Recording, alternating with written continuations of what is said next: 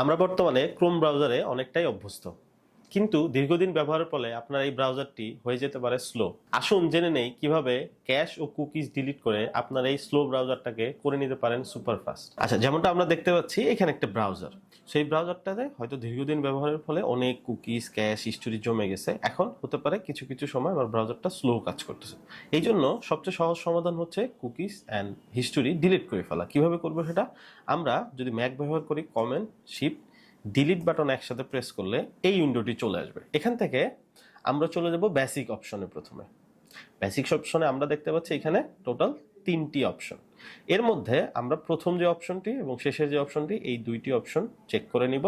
মাঝখানে যে অপশনটি আছে এটা আমরা চেক করব না, কারণ এর ফলে আমার যে সাইডের ডাটাগুলো আছে এগুলো ডিলিট হয়ে যেতে, এর ফলে হতে পারে আমার ব্রাউজার আরো স্লো হয়ে যাবে।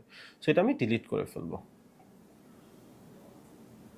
কিছুক্ষণের মধ্যে আমার ব্রাউজারের বেসিক যে হিস্টোরি, ক্যাশ আছে সবগুলো ডিলিট হয়ে যাবে।